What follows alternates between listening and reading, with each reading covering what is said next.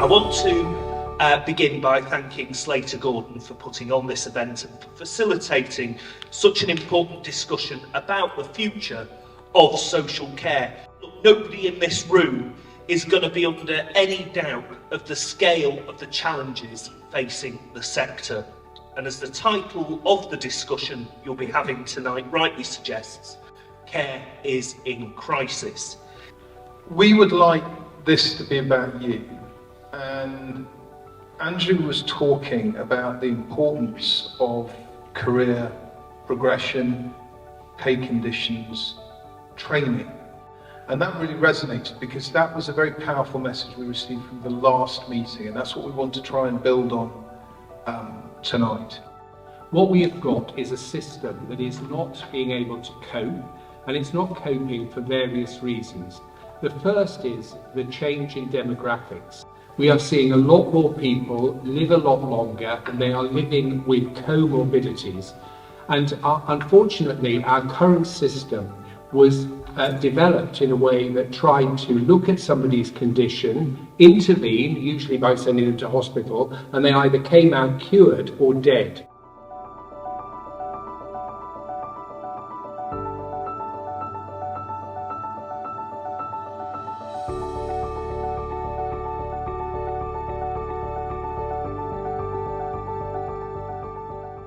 What is the point of paying £40 an hour to an agency when in fact you could be recruiting at say £18 an hour? Okay, you might be offering, I know in this area it was always £15 an hour, it's got to 16, some clients are on 17 and 19.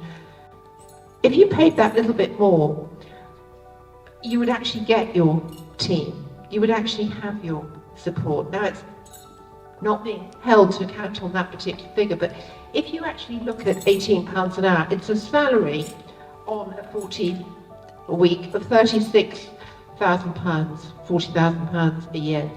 Now, some of the case managers in here won't be earning much more than that.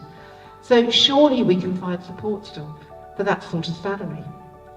But we would still be doing it at half the cost of using the agencies. I'm seeing care packages costing over £1 million a year. And I know that £500,000 of that is going to the agency. A shift towards more person-centered care, which I'm a sort of strong advocate for, because as I said, I think it's important to put the client at the heart of it all. You know, it's what do they want? What makes them happy? What makes them feel comfortable?